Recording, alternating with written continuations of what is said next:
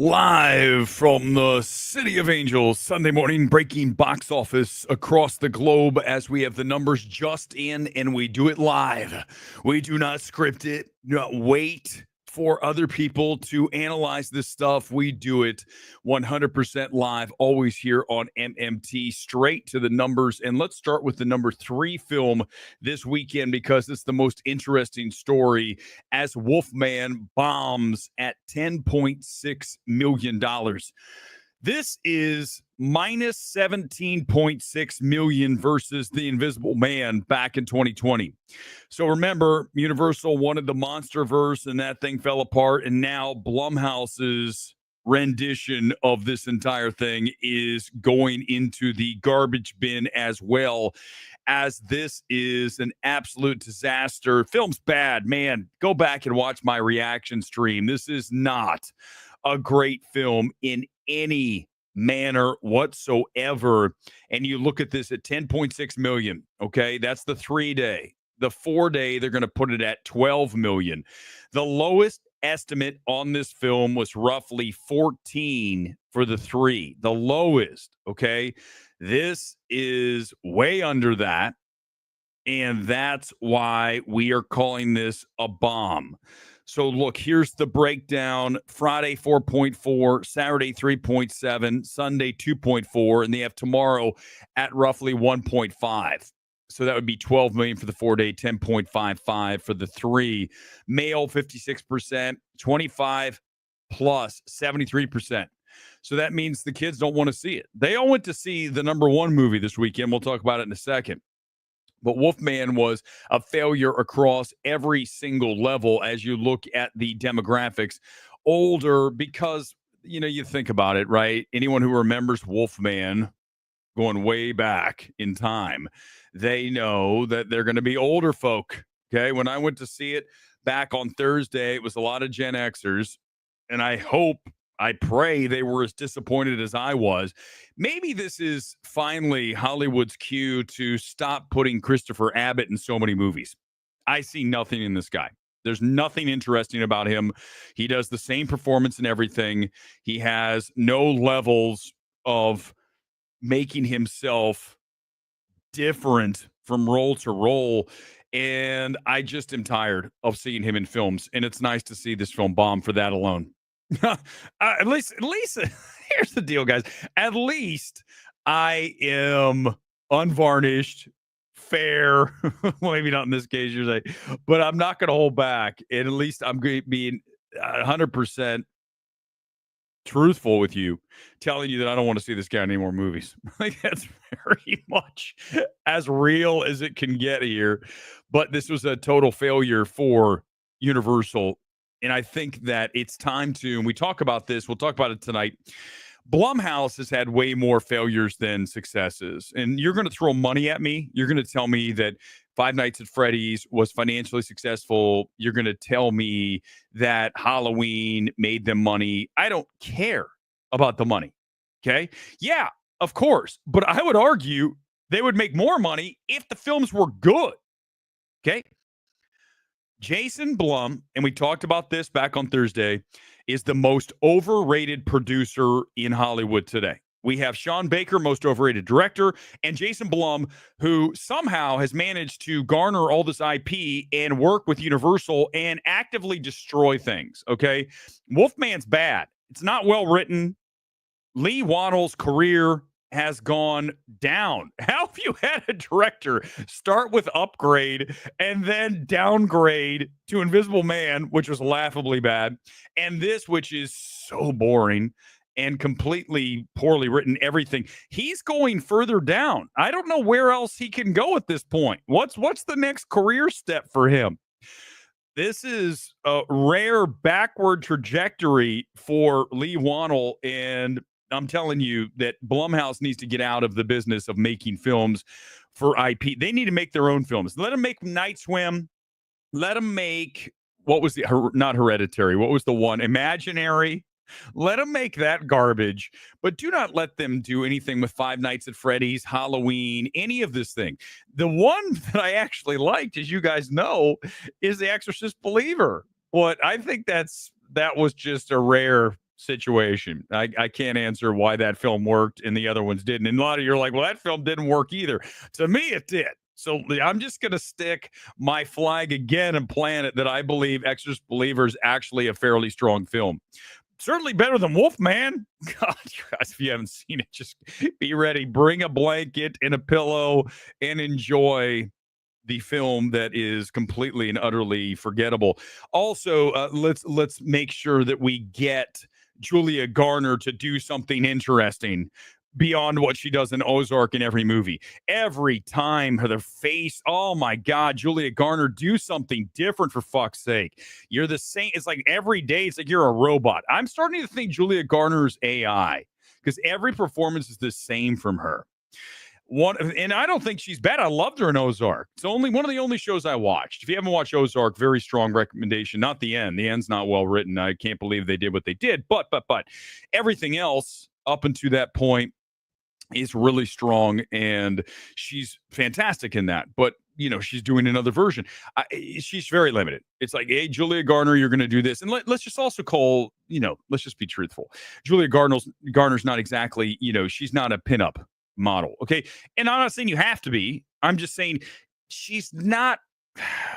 And I don't even buy her here as a mom, right? She's a mom of a girl that's like 14. She might be 10 to 4, whatever. She's not a little baby. Julia Garner doesn't look, it's not bad. The casting's off in this movie. There's so many things.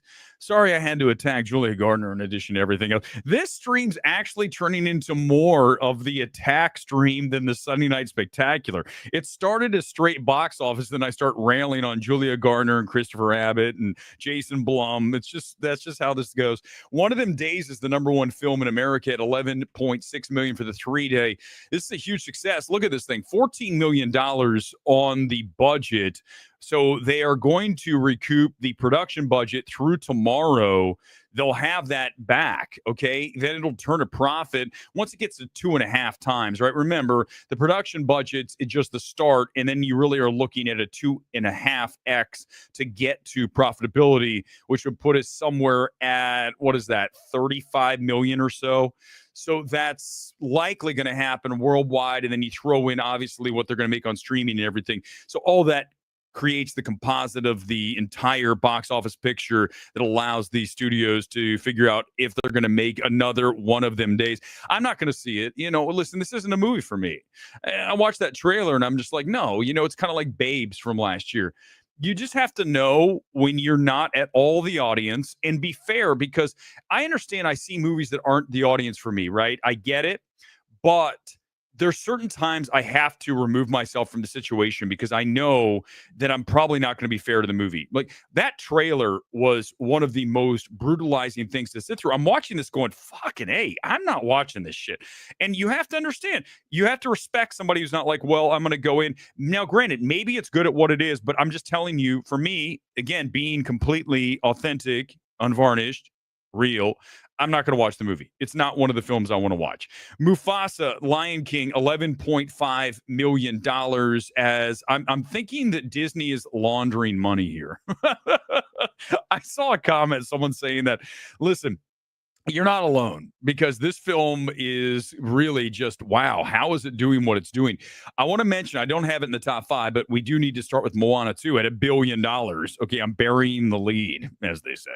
$1 billion worldwide. That film, I believe, got to $1 billion legit because a lot of folks were excited to see a sequel. There wasn't much else to see over the Christmas corridor. So I think this film got there for real, and you got Inside Out 2, Deadpool, Wolverine, and Moana 2 as your $3 billion films. Tonight, guess what we're going to talk about on the Sunday Night Spectacular? We are definitely going to talk about that whole Blake Lively situation, because I'm reading that counter lawsuit, what are you going to call it? I'm not a legalese. And I'm reading it last night before I go to bed. It's like 200 pages. There's some shit in there, man. I'm telling you, wait till we get to that tonight. I might spend an entire hour reading through that. It's that juicy. It's really good. Before we'll get back to box office, I'm just going to mention something. My thrust that I'm going to put forward to you, the main thrust of the argument tonight, is going to be this. They wish they never filed that lawsuit. Okay. Blake Lively and Ryan Reynolds. Now, I understand, obviously they're married. I guarantee the two of them are like, why did we do this? This has opened up the proverbial can of worms. That is not what anybody wants to deal with. So there's a lot to talk about. It's very juicy. And we'll discuss that tonight, along with the most anticipated movies of the year. Tonight's stream's going to be fun, okay? Like it always is. When is it not? Even this show's better than Grace Randolph. She's boring. She's reading from a teleprompter. I don't have anything written down. It's why you can clearly tell. This is just, I'm bouncing all over the place. But Moana's at $1 billion. Mufasa now at 588 worldwide. Listen, remember, Disney's going to try to spin this as successful. The Lion King 2019 made 6 billion, right? So this is 1/3 of that, essentially. A little more than 1/3. So let's not pretend Mufasa's this runaway success. It's still very disappointing. They're going to try to spin it, okay, that it's number one over the long weekend and blah. Listen, the numbers don't lie. Compared to 2019, this is really bad, okay? Complete Unknown, let's just do all the Disney's what we have here. Complete Unknown is now at, let me roll through this and find where the number is because they didn't put it there. Here it is. Complete Unknown now, domestic 58.3. I think it opened overseas. I'm not seeing some of the international. No, it's coming up. It's still waiting. They're holding it. Although it did open at number one in the UK at 3 million. But everything else is just kind of like, we'll get to it when we get to it. Very weird rollout for that movie. Let's go to Sonic the Hedgehog as it is number 4 at $8.6 million. Let me pull up the email from Paramount and get the exact number on the, let's see, I don't know if we have an international on that yet, but this is all I have. This is literally all I have here on Sonic the Hedgehog, just the raw numbers. And you can see at $218.9 million stateside, and then with the overseas we're well over 300 million. So there is Sonic the Hedgehog at 4. Den of Thieves Pantera 6.6 million. That thing was down big this weekend, down 56. You'd want to see that hold better because the marketplace is dead. This was not a good weekend overall. It's January, playoff football's underway, college football championship tomorrow night. Go Ohio State Buckeyes. Let's go. Let's finish it as a proud Buckeye myself. This is 68.6 million for the entire weekend, top 10. That's bad, but that's expected this time of year. People don't go to the movies like they do typically, obviously Christmas corridor, summertime. Anytime there's a huge movie in the marketplace, this is not one of those times. You can see the top 10. Let's do it right now as we get ready to bounce out of here and get ready for tonight's big show. The top 10 is as follows. One of them days, number 1, the 3-day is, they have it as 4 because these are all 4 days, it looks like. Oh, wait, is it a 3? Hold on. No, it's a 3. Never mind. These are 3s. 11.6 million for number 1 for one of them days, although Mufasa will take the 4-day crown. Mufasa right behind at 11.5. So really you're talking about less than $100,000 separating 1 and 2. So Disney could pump some money in there and say, we got number 1 for both. I mean, don't be surprised. Wolfman is number 3, bombing at 11. Make that 10.5 million. Only 3,100 per screen. That's bad.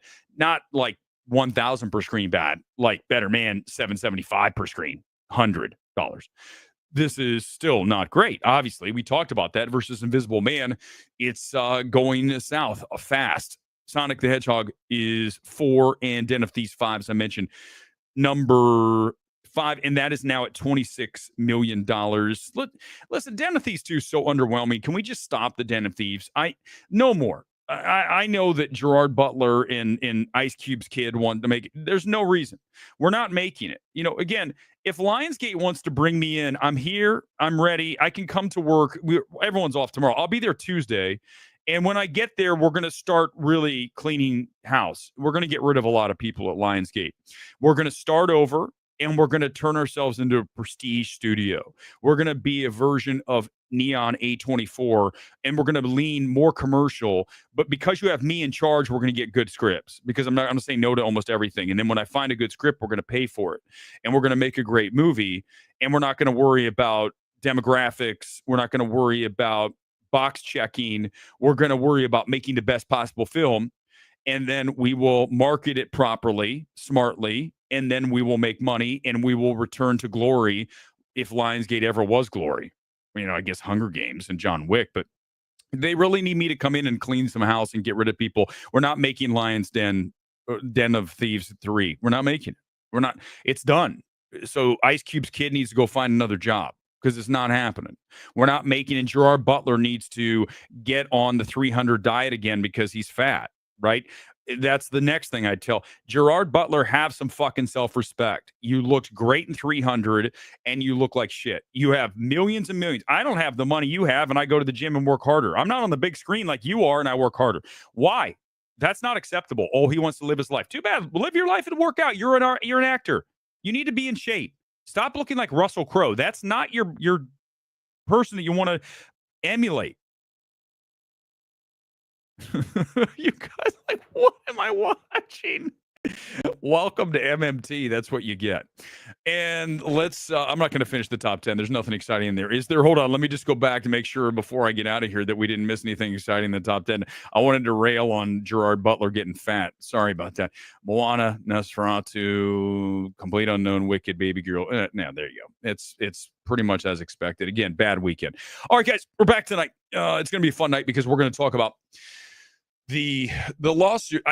We can't disregard this thing. We have to absolutely dig in to. I have the entire court case, all 200 pages. Now, I'm not going through all 200 pages, but I found a section of at least 3 pages that we need to read verbatim, and I'm going to do my best masterpiece theater here live to read the text messages from Justin and from Blake, and you guys can get some sense of what a disaster this is for everyone. I mean, really more for Blake than Justin at this point. Listen, it's a real lesson as we talk tonight about the power of leaving things alone, right? If you have any question of whether you should pick the scab or not, this lawsuit will definitively tell you the answer is do not do that, lest you find yourself in a whole hell of a lot more trouble than you would have been if you would have left it alone. We'll discuss that tonight, along with our most anticipated films of 2025, all tonight on MMT. If I missed a super chat, I'll get you tonight. I thank everyone for watching here. See you tonight. Big show, about 8 o'clock tonight, live from the City of Angels. Peace out from LA. Enjoy your Sunday. Bye-bye.